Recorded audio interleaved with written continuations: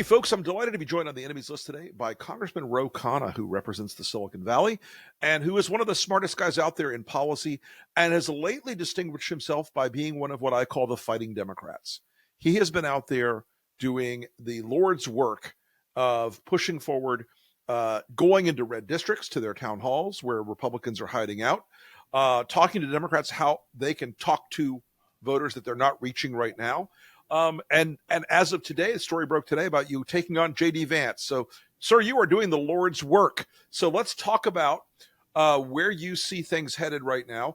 And I wanted to start out with the fact that you went down to Bakersfield, a not very blue district, to put it mildly, and went to a town hall. Tell us what you learned about that and what you saw with those voters from a very Republican area. Well, thanks, Rick. You've been leading the fight before many of us in Congress. So you are ahead of in the front of the parade, and I appreciate it. And I'm glad my colleagues and I now are taking that lead of the activists and leaders like you. Look, when I was in Bakersfield, this is rural California, 1,000 people showed up at that town hall, and the reason they showed up is they are angry and they're frustrated and they're scared. They're scared that the Republicans are going to take away their health care with Medicaid. I had a nurse in tears talking about what this would mean for seniors who would get kicked off of long-term care facilities. Medicare doesn't cover that, and Medicaid, if it was gone, that would basically put them out on the streets, as she put it, a death sentence, and what it would mean for their jobs. People were emotional. Now, Rudy Salas, who ran against David Valdale in this district, said that he would get 200 to 300 people. This was in the previous cycle, turning out. 1,000 people are turning out today. This is what we need to do in every red district in this country that is within a few points, and especially red districts like Valdale's, where 2/3 of the folks are on Medicaid.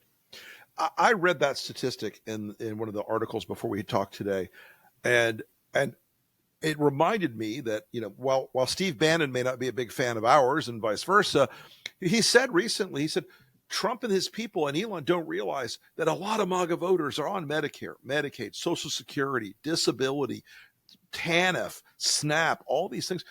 And it seems to me like that, like the damage that's coming out of DOGE is starting to penetrate down. Even when it gets to Bakersfield, again, a pretty red area, folks, Kevin McCarthy country. It strikes me that at that point, it's getting beyond the political and getting into the culture now.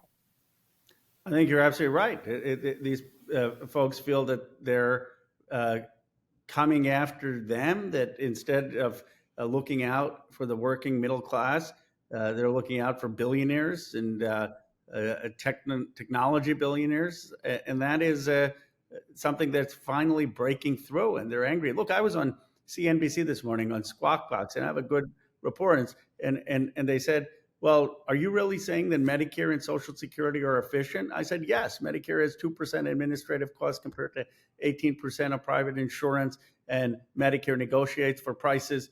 And they kind of laughed at me, and then some people on Twitter or X are saying, Khanna, he actually thinks Medicare is efficient and Social Security is inefficient. How out of touch?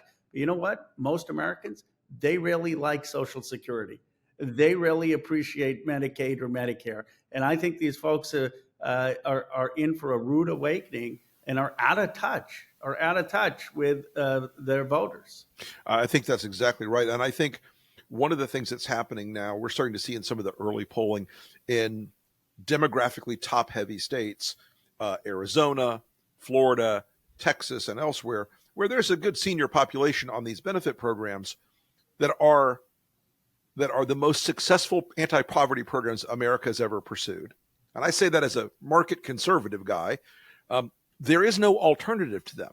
You can't just send grandma home and hope that a family that already has 2 full-time working parents is going to be able to take care of a senior with medical needs, or provide Alzheimer's care, or all these things that Medicaid or Medicare and Medicaid and Social Security all have done. It strikes me now, since we're seeing this popping in these red states, that that we finally see something that is breaking that like culture war hold that MAGA and Trump had on seniors. At the risk of giving Trump any ideas, there's a reason that FDR won 4 terms. I mean, the things he did were popular. I mean, right. yes, he won right. World War II and he got us out of the Depression, but he also had a contract with seniors that if you work hard, if you pay all your life for Social Security, then you should have a dignified retirement. And someone stood up at one of these town halls and they said, tell them, get your hands off my money. I paid my whole life into Social Security. What are you doing taking my money? And similarly with Medicaid, this is people's actual health care. It is remarkable how tone deaf this is. Donald Trump never did this in his first term. In fact, he ran away from this with Paul Ryan. And this is a colossal strategic mistake. He said in 2016 on that stage with 14 other Republican candidates, I will never cut Medicare or Social Security. And all the other Republicans were like, oh, yes, you will. We're going to have to cut it. And it really was something that brought a lot of folks to him. And he'd said it again in 20 and again in 24. And now what I think is fascinating is we're seeing in some of these focus groups that we're getting data back from, people are like, oh no, it's Elon doing it. It's not Trump hurting me. It's Elon hurting me. Elon's doing it. I'm like, okay, I'll take that for right now.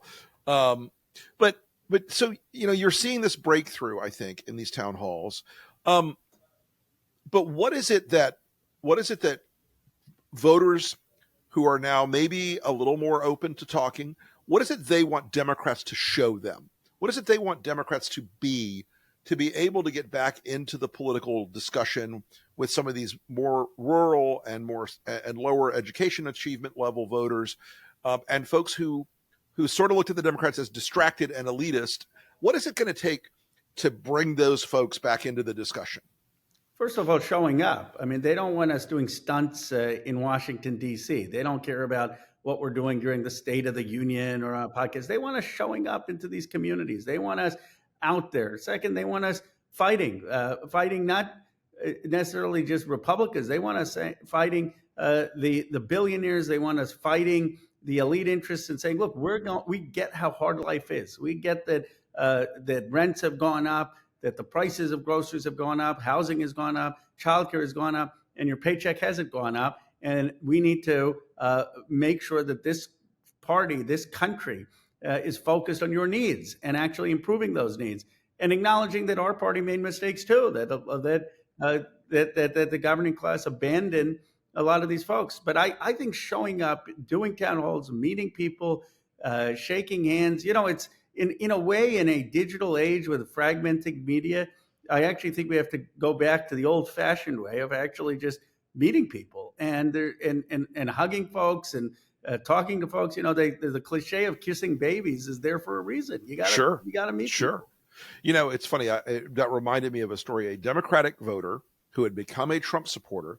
He had lived in Michigan. He'd voted for Obama twice when he lived in Michigan, but he moved to Florida because, as he said in this focus group in 2016, I'll never forget this guy. He goes, I literally got invited to stand on a stage with about 50 other auto workers where Barack Obama said we were going to get job retraining and we'd make just as much money and our benefits would be better and everybody would be happier and the world would be better. And he goes, and I had to train my replacement and now I have to work in a call center in Orlando, Florida. He goes, you don't want to know why I'm pissed? That's why I'm pissed. It's like I think they felt like the promises never connected to the reality. I totally agree. Rick, look, I think we have to have an honest conversation about the economy. The reality is, over the last 50 years, the two sectors of wealth generation for America have been technology and finance. And Europe made a huge mistake not developing those sectors. Japan made a huge mistake not developing it. So I don't blame people for saying, look, let's have technology and finance. The problem is, in doing that, I don't know whose bright idea it was to let all of manufacturing leave, to let it leave to China, to let it leave to Mexico.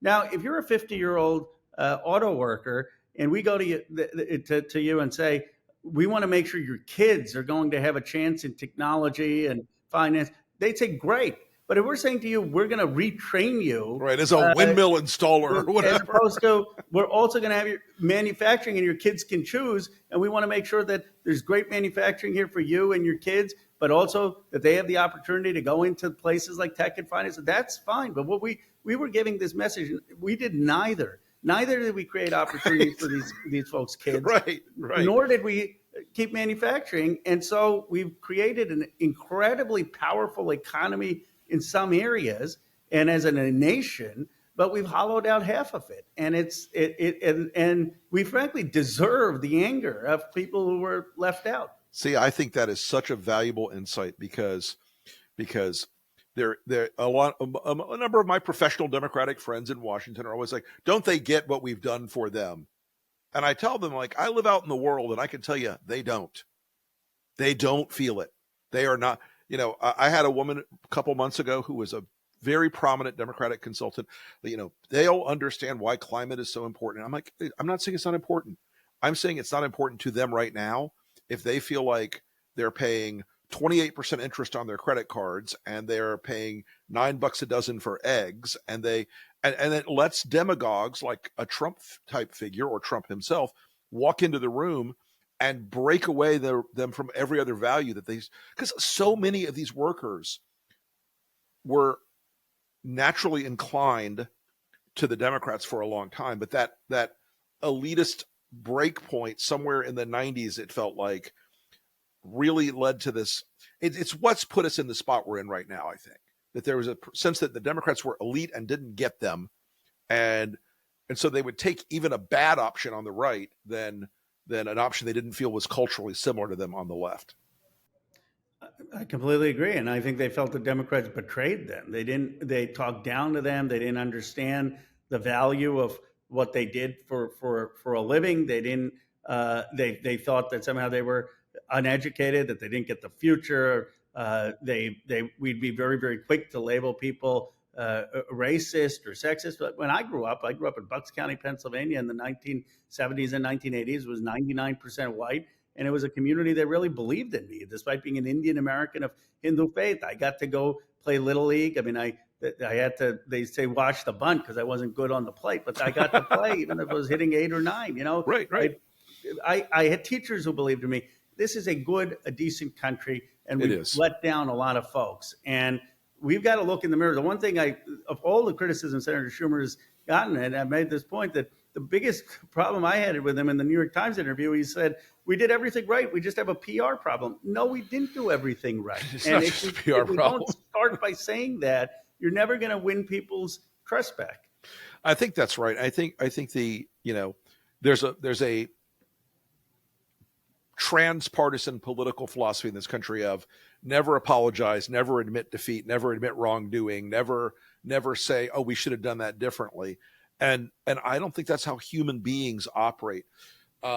So I want to ask you about what Democrats want right now, because you are one of a handful of people, and there are more than I can list here right now, but it's not everybody, who've basically gone out into the country now. You're talking to those folks, like those folks in Bakersfield, and you are all becoming what I call combat Democrats or wartime Democrats. What are you hearing from rank and file Democratic voters about what they're looking for right now? It's interesting you mentioned that. One of the questionnaires in Bakersfield who knew his history, he said in World War II, we had folks on ships and submarines who were really good during peacetime, but were terrible during wartime. And we basically replaced them all because we needed wartime leaders on those ships. And I think that what it means to be a combat Democrat, it means that you've got to do more than vote no. You've got to do more than come to your committee hearings. You got to be out there thinking creatively of how you're going to take the fight in a way that's going to break through being in the minority. That means showing up in these communities. It means organizing town halls. Maybe it's marches. Maybe it's what I'm doing with J.D. Vance, where, okay, I'm going to Yale Law School because he went there and I went there, and asking what did he learn in the law school when he's talking about defying the Supreme Court. Now, I could have given that same speech on the House floor, but it's just thinking a little bit out of the box. And one of the reporters said, are you doing this for attention? I said, yes. I mean, Yes. in an attention It's an attention economy. environment, you got to try to get attention. I mean, that was sort of the one thing Donald Trump knew how to do with the McDonald's thing and the garbage truck. I mean, we shouldn't apologize. We have the substance. Now we got to figure out how do we get the substance to break through. And my view is that we've got to be out there. And this is, I understand it's a little uncomfortable for some folks, and they're getting there. So we've seen a lot more progress over the last month of many, many more Democrats becoming fighting Democrats. So I'm going to ask a question that there's been a lot of controversy about this question because the role of Bitcoin with young men, as Mark Cuban and others have outlined, has really sort of reshaped the younger generation of political chemistry in this country. And you've said recently that you think that Washington is starting to get Bitcoin and blockchain more broadly than just it's a scam, it's a Ponzi scheme, reflex action. Where do you think Democrats need to go on Bitcoin? Because it's honestly a subject I don't know enough about to like integrate the politics, but I do see in the polling where that's actually something that young men like 18 to 30 really care about.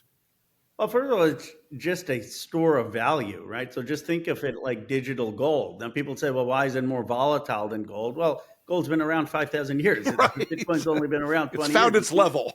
It's not at the same market level. But people who are young, that's how they store value. They don't have gold in their house and they don't buy gold. It's easier to store. It's easier to transmit. By the way, if you're elsewhere in the world, if you've lived in Africa or in Asia and you want to get the dollar, you can't get the dollar, but through Bitcoin and stablecoin, you do have access to the dollar.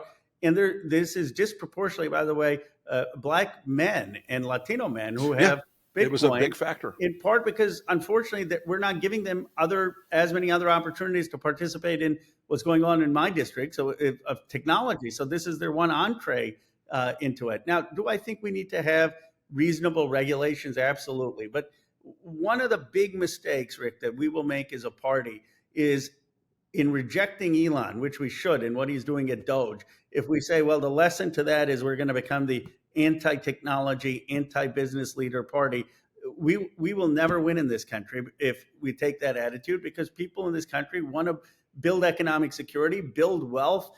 They don't like billionaires cutting their benefits, but they want to have business leaders and technologists be part of the solution with government of improving their economic lives. And I hope my party will not just take a reflexive view against technology or business, because Elon's doing a terrible job.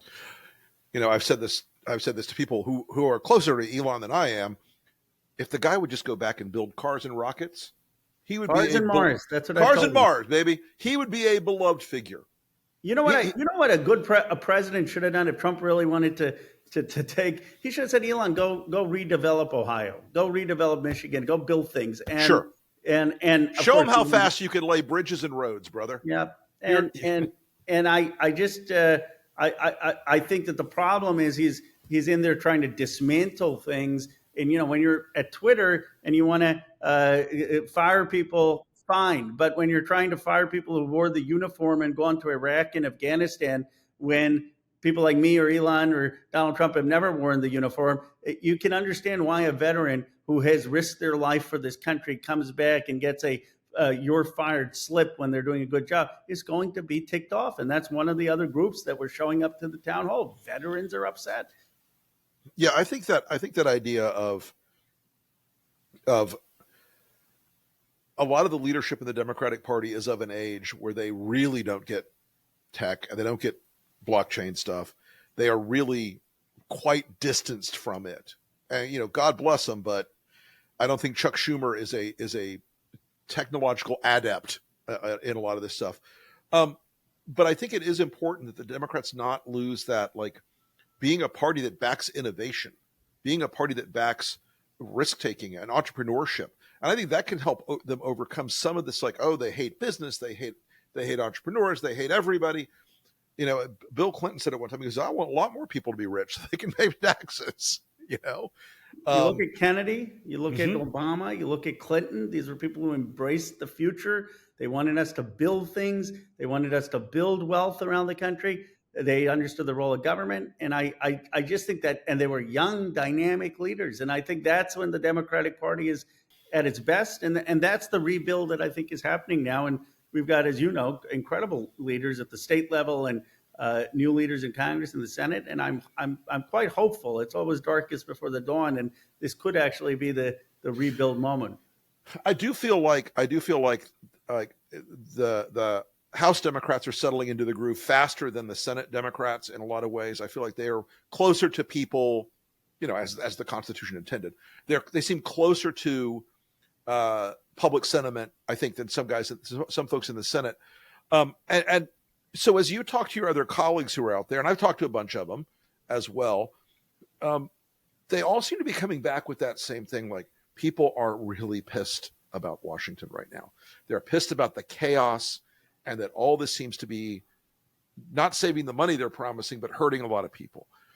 Um, do you see a future where that becomes part of the model for how the House Democrats operate, where they go out and engage more? Because I think you've identified it. It's like we're maybe in a technological era, but going out and shaking hands and building relationships seems like something that hasn't been tried before at scale.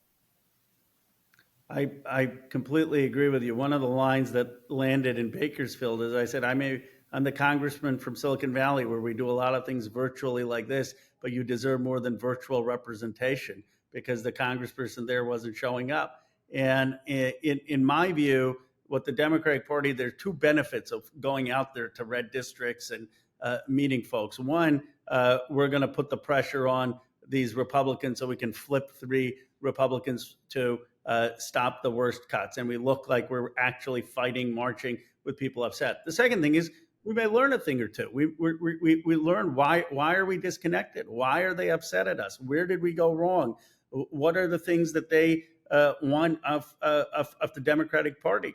And so in a way, we can be doing the fight and the listening at the same time. And that's the best thing that could happen for the Democratic Party and for all of us to do that for this year and then come back in 2026 with an agenda. But one of the things that didn't land, which I improved by the third town hall, is I kept talking about how we're going to get Hakeem Jeffries as Speaker of the House and we're going to flip these red districts. And they said, Congressman, with due respect, this is life or death for us. We don't have time to wait till 2026. I mean, what are you doing now?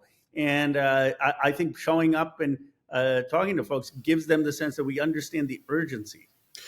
That's fascinating because I I presume that we're only seeing right now the thin edge of the wedge on things like Social Security call centers and offices being closed up and VA benefits being harder to get to, and all these things that are going to play out in the country, in the lives of real people and hurt them.